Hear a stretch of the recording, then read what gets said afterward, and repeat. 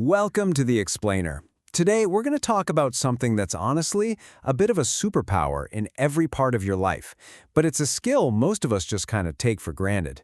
We're going to break down how to become a better, more effective listener. You know that feeling, right? That moment of just pure frustration?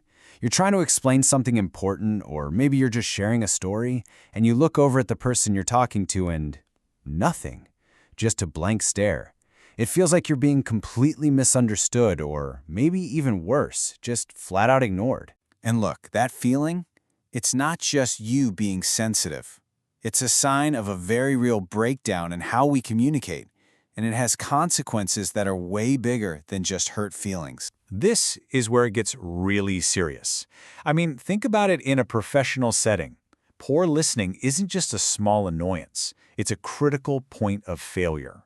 It leads directly to mistakes, to missed deadlines. It can totally tank the success of entire projects, even whole organizations. So what is the root cause of all this? Well, a lot of the time, it comes down to a fundamental mix-up between two words we tend to use as if they're the same thing: hearing and listening. Okay, so here's the absolute core of it.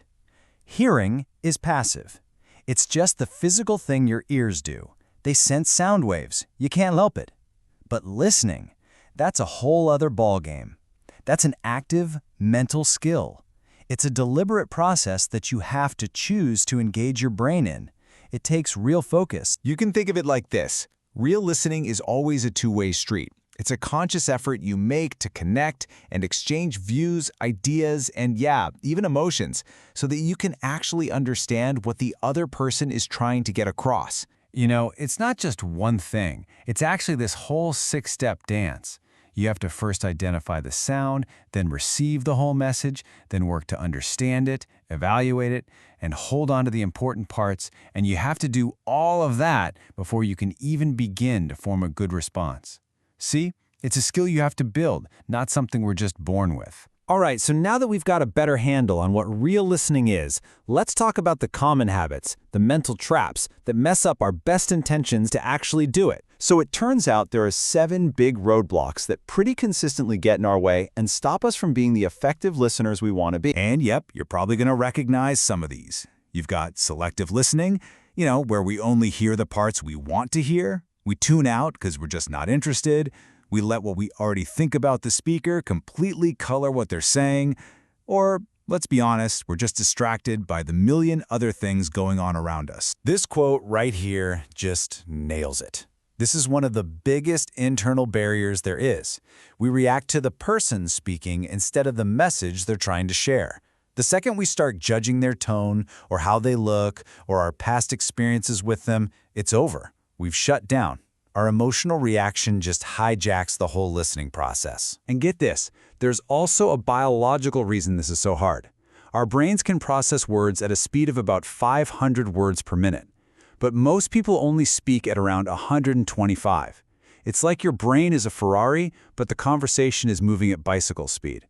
In that huge gap, it's so easy for our minds to drift off, start planning dinner, or start cooking up our response. Okay, so we know the problem, we know the traps. But don't worry, there's a way out.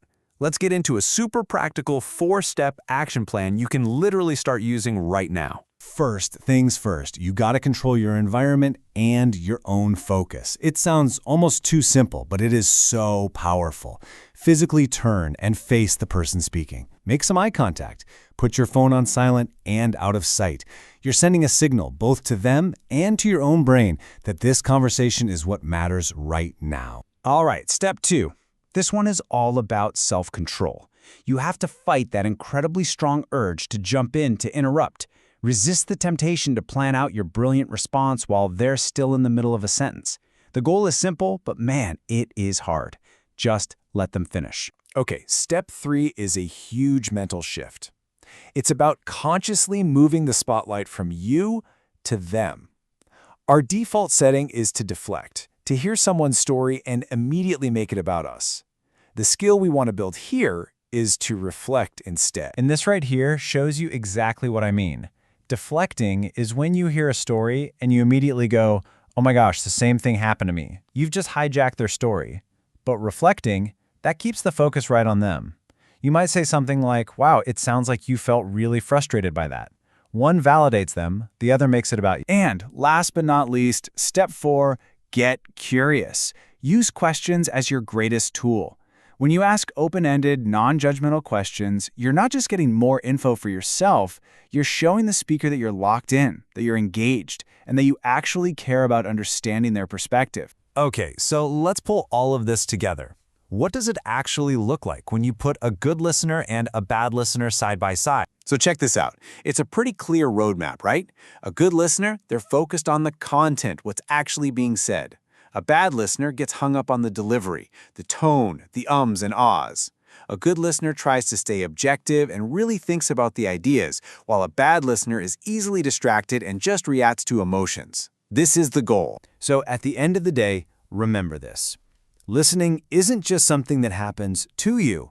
It's an active choice. It's a skill. And it's one you can practice and get better at, transforming your relationships and your work starting right now. So the only question left is, who's going to be the first person you truly listen to today?